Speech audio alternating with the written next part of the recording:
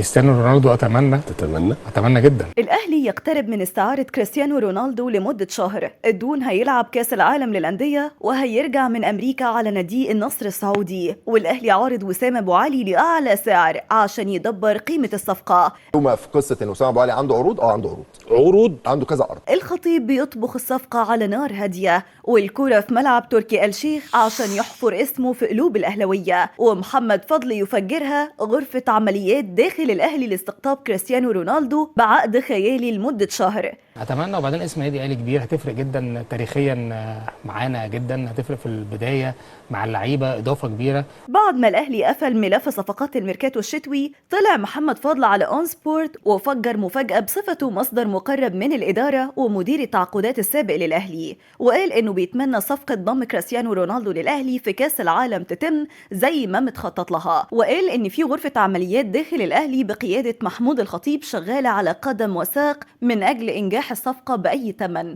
خاصه انها هتكون رابحه على كافه الاصعده فنيا وماديا وتسويقيا وتاريخيا، وكل دولار الاهلي هيدفعه هيرجع له 10 اضعاف.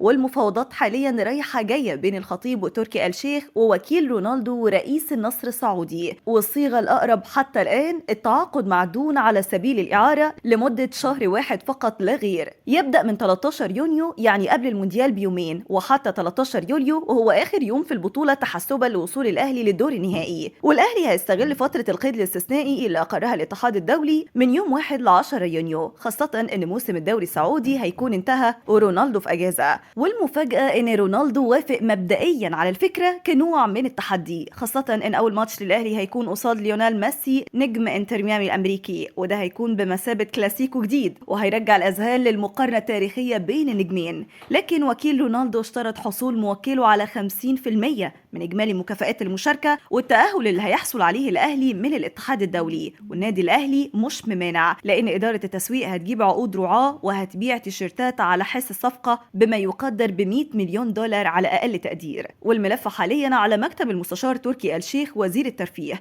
اللي بيحاول يقنع الصندوق السيادي السعودي بجدوى الصفقه تسويقيا ودبلوماسيا باعتبارها عربون محبه بين دولتين شقيقتين مش مجرد صفقه رياضيه، وتمهيد لتوأمة طويله الامد بين الاهلي والدوري السعودي بتسهيل انتقال لاعيبته للتوب 5 من انديه روشن واستضافه ماتشات الاهلي الكبيره على استادات المملكه في الرياض. وعشان كده الاهلي سبق بخطوه بضم المهاجم السلوفيني جراديشار، وعرض وسام ابو علي على شركات التسويق الاوروبيه لاعلى سعر، واللي قدرت قيمته التسويقيه ب5 مليون يورو قد تصل ل7، وبكده يكون فاضل على الحلو تكه، لان راتب رونالدو الشهري في النصر 15 مليون يورو، لكن الاهلي بدعم سعودي هيتكفل بنص راتب فقط 7.5 مليون يورو، بالاضافه لبونص بنسبه 50% من مكافآت الفيفا، وبكده هيدخل الاهلي كاس العالم برونالدو في الهجوم، وعلى يمينه بن شرقي وعلى شماله تريزيجيه وتحت منه امام عاشور، وعلى الدكه حسين الشحات وجراديشار وقفشه. كان الله في عون ليونيل ميسي ورفاقه. دي هتبقى مذبحه يا شريف، مذبحه.